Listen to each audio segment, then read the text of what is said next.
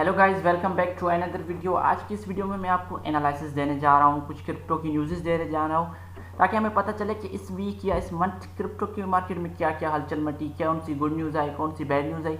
तो आज की इस वीडियो में हम सारी बिटकॉइन, इथेरियम, एडीए, कार्डेनो जो सारे पॉइंट्स वगैरह हैं उनके बारे में थोड़ी डिटेल्स जानने की कोशिश करेंगे और देखेंगे क्या चीज़ें हमें दे रहे हैं, क्या इनमें से कुछ है, कुछ हमारे लिए, क्या मार्केट आगे जाएगी या क्या मार्केट पीछे जाने वाली है। ये सारी चीज़ें हम इस वीडियो में देखेंगे। उम्मीद है कि आपने अभी तक मुझे सब्सक्राइब कर लिया होगा। अगर आपने अभी तक मुझे सब्सक्राइब नहीं किया तो जल्दी जल्दी जाके पहले सब्सक्राइब करें और अपना फीडबैक कमेंट सेक्शन में ज़रूर दें। ओके, तो यहाँ पे हमारी जो मेरे हिसाब से जो फर्स्ट न्यूज़ निकल के आती है वो है United states security exchange commission की तरफ से, क्योंकि उनके जो चेयरमैन है उनका कोई इशू चल रहा है। वो कहते हैं कि जो वेल्स वगैरह होते हैं वो सारे मार्केट को मैनिपुलेट करते हैं। उनको क्या करना पड़ती है, जितनी भी ट्रांजैक्शन करनी पड़ती है वो लाखों की हो, करोड़ों की हो, तो बिना किसी केवाईसी के सारी की सारी ट्रांजैक्शंस हो रही है बिटकॉइन के हवाले से या किसी भी क्रिप्टो करेंसी के हवाले से जो भी ट्रांजैक्शन वगैरह होती है, तो उनकी कोई नज़रसानी कोई न करने वाला नहीं होता और कोई भी उन लोगों की केवाईसी वगैरह कुछ भी इनका नहीं होता। तो इसके हवाले से उन्होंने एक इशू उठाया हुआ है, जो गेरी समथिंग उसका नाम है। उसने कहा है कि भाई जो वेल्स हैं वो डायरेक्ट एंट्री लेते हैं, फिर डायरेक्ट चले जाते हैं, सारी इनकम मार्केट को मैनिपुलेट करते हैं। जो क्रिप्टो चल रही है विदाउट रूल्स के, इनके लिए कोई रूल्स होने चाहिए, कोई रूल्स रेगुलेशन होने चाहिए। जैसे कि हमारे DeFi प्रोजेक्ट है जो सारे डिसेंट्रलाइज है, जैसे हमारा ट्रस्ट वॉलेट वगैरह में हम जैसे या किसी भी वॉलेट में हम क्या करते हैं, अकाउंट बनाते हैं, तो उसमें क्या होता है वो इवन हमारा नाम तक नहीं पूछते, हमारी कोई डिटेल नहीं लेते। उनका बस जस्ट यही कहना होता है कि आप बस अपना जो कुछ हमें डिजिट्स देते हैं, कुछ कोड्स देते हैं या कुछ अल्फ़ाबेटिकल कैरेक्टर देते हैं, हम उसे लगाते हैं और हमारा वॉलेट का एक्सेस हो जाता है। और इनमें से क्या होता है, सारी की सारी ट्रांजेक्शन करते हैं सिर्फ एड्रेस टू एड्रेस, किसी को कुछ पता नहीं चलता। तो इनका सिक्योरिटी एक्सचेंज का यही कहना था कि आप क्या करें, इनको किसी सेंट्रलाइज तरीके से लेके आएँ और अपनी KYC मुकम्मल करें।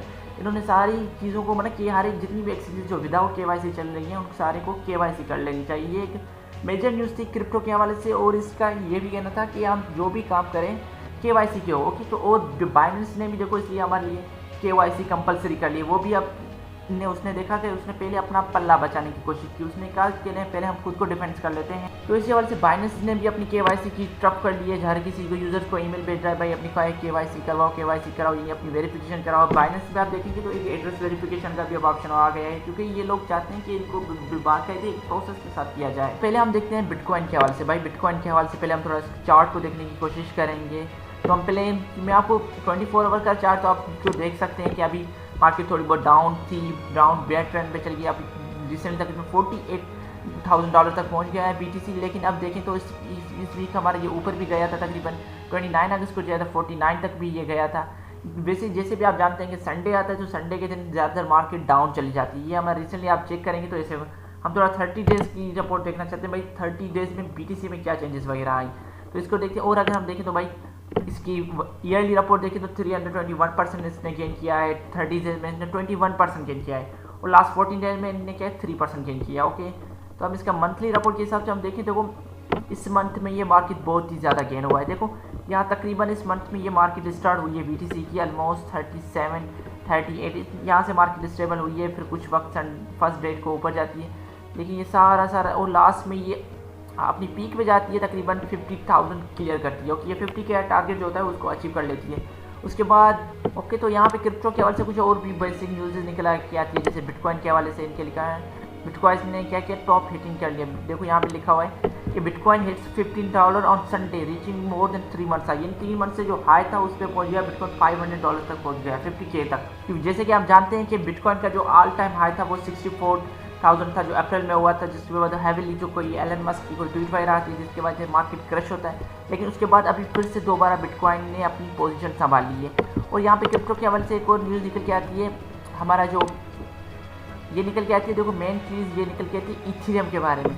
हम अगर इथेरियम को देखें तो इथेरियम का जो NFT क्रिप्टो पंक्स वाले जो उसने हिट की है 1 बिलियन की टोटल सेल्स को। देखिए ना क्या लिखा हुआ है, 18,000 strong collection of Ethereum based NFT side CryptoPunks surpass और 1 बिलियन सेल, यानी 1 बिलियन की सेल हुई है। Hit the $1 billion mark after NFT game Axie Infinity surpass level on August date. होगी जैसे कि अभी बाइनेंस पे भी आपने देखा कि मोबॉक्स वगैरह रिलीज हुआ है गेमिंग के हवाले से।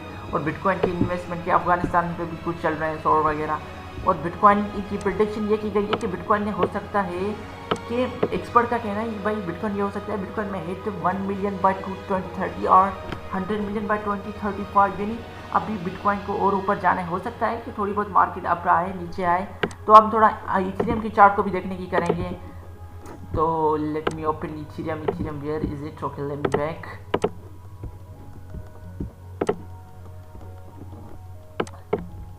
यहाँ पे भी देखें तो इथेरियम भी हमारा चल रहा है 3198 पे चल रहा है। और कार्डेनो के हवाले से देखो, कार्डेनो ने इस वीक बहुत अच्छा पंप लिया है, क्योंकि कार्डेनो आप देखें शुरू से $1 की प्राइस में नहीं थी, उससे ज़्यादा चल रहा है। और इसका मार्केट कैप आप देखें, मार्केट कैप ने क्या कर लिया, बाइनेंस के BNB कॉइन को भी पीछे छोड़ दिया है। अब देखो कि हम इथेरियम के हवाले से हम देखते हैं कि इस मंथ में कहाँ से शुरू हुआ, कहाँ तक खत्म हुआ।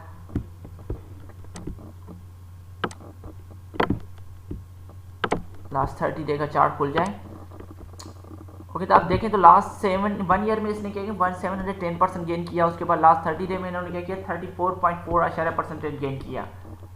अब देखो इथेरियम भी बाकी जैसे मार्केट करेक्शन हुई थी तो इथेरियम भी अपना बहुत लो लेवल तक चला गया था। ऑलमोस्ट इसमें हम देखें तो ये तकरीबन हमें मिलता है $2348 तक मिलता है। उसके बाद ये पंप होता है धीरे धीरे से ये भी हाई जाता है। लेकिन आज जैसे फिर संडे आया तो उस बाद से ये फिर भी थोड़ा डाउन चला गया, डाउन ट्रेंड की वजह से 3341 ये जाता है 24 अगस्त को। और आज का हम देखें तो इसका तकरीबन चल रहा है 3212 चल रहा है इसका। तो ये थी इसके आज के लोग कार्डेनो के हवाले से देखें, क्योंकि कार्डेनो के हवाले से बहुत सारी न्यूज़ आ रही हैं अभी, क्योंकि कार्डेनो का कोई एक प्रोग्राम वगैरह कोई चल रहा है। वो हमारा जो आने वाले वक्त में हो सकता है इसी न्यूज़ की वजह से इनका क्या है बूस्ट अप हो रहा है, क्योंकि कार्डेनो की टीम कुछ खास लेके आ रही है, क्योंकि इसका बाकायदे एक पेयर ट्रांजेक्शन वगैरह का कुछ किया जा रहा है। अभी हम देखें कार्डेनो की प्राइस देखें तो $2.86 चल रही है, लेकिन हम इसका थोड़ा चार्ट चेक करने की ये भी मंथ में कहाँ तक पहुँचा था। अभी देखो एनुअली कार्डेनो ने कितना गेन किया है, 2515% गेन किया है। उसके बाद 30 डे में इसने 121% गेन किया है। और लास्ट 14 डेज में इसने गेन किया है 30%। और उसके बाद लास्ट 7 डेज में इसने गेन किया है 70%। ओके, तो अब आप देख सकते हैं कि इस वक्त ये डॉलर तक था इस मंथ में। इस मंथ की जैसे फर्स्ट था फ्राइडे के 30 जुलाई को ये तकरीबन था $1.27 का था। उसके बाद ये अपनी बुल ट्रेंड की तरफ चलता है ये तकरीबन ऑलमोस्ट अपने पीक पॉइंट पर पहुंचता है तकरीबन कितना 2.90 सेंट्स तक ये हिट करता है। इसका मतलब हम इसका ऑल टाइम हाई देखने की कोशिश करें तो ये देखो 24 आवर हाई इसका कितना था 2.74 है और 2.87 लोअर हाई। ओके, और इसका अगर हम ऑल टाइम हाई देखें तो 2.95 सेंट्स था। ये अभी 3.6 माइनस परसेंटेज है, क्योंकि अपने ऑल टाइम हाई से जैसे आप जानते हैं कि संडे आता है तो मार्केट और भी डाउन ट्रेंड की तरफ चली जाती है। और जैसे कि और कार्डेनो के हवाले से भी मैंने बताया कि इनकी भी कुछ न्यूज़ आ रही हैं, जैसे ही कोई अच्छी खबर आएगी तो मैं आपको इन्फॉर्म कर लूँगा। अगर आपने अभी तक मुझे सब्सक्राइब नहीं किया तो जल्दी जल्दी जाके सब्सक्राइब करें। और दूसरा जो मेन पॉइंट डोज कॉइन, जी हाँ, डोज कॉइन जो काफ़ी वक्त में एक इसकी बहुत ही फेमस रहा, क्योंकि इसने एलन मस्क ने उसे बूस्ट अप किया। हमने देखा कि डोज कॉइन बहुत ही लो था, लेकिन जैसे एलन मस्क इसके बारे में ट्वीट्स करता है तो ये और भी ग्रो होने लग जाता है।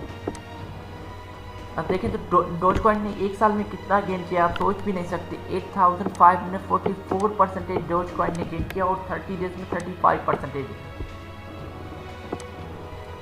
अभी डोज कॉइन के देखें तो इसका मंथली चार्ट देखें तो ये शुरू में तकरीबन ऑलमोस्ट था 0.20 सेंट्स था। अभी तक ये अपने हाई पे जाता है तकरीबन कितना 34 सेंट्स तक जाता है। अभी फिर नीचे अभी फिर इसकी बुल रन आने वाली है, क्योंकि इनकी जो टीम है वो एलन मस्क ने जो इथेरियम के जो फाउंडर हैं और इसका जो ओरिजिनल फाउंडर है उनने मिलकर इसको क्या किया, अब इसका स्ट्रक्चर दोबारा बनाए, इसकी रीबिल्डिंग करें। और इसी हवाले से हो सकता है कि डोज कॉइन का चार्ट और भी ऊपर जाए। तो ये थी आज की क्रिप्टो की न्यूज़। अगर आपने इस मंथ की क्रिप्टो की न्यूज़ जो मुझे खास कर लगी, जिन कॉइनों को डिस्कस करना चाहिए था, मैंने कर लिया। अगर आपका कोई भी फीडबैक हो, अगर आप कोई भी कनेक्शन वगैरह हो तो आप कमेंट में देना मत भूलिए। अगर आपने अभी तक मुझे सब्सक्राइब नहीं किया जल्दी जल्दी जाके सब्सक्राइब करें और साथ में बेल के आइकन को दबाएं ताकि हर आने वाली न्यूज़ आपको मैं सबसे पहले पहुंचाता रहूं।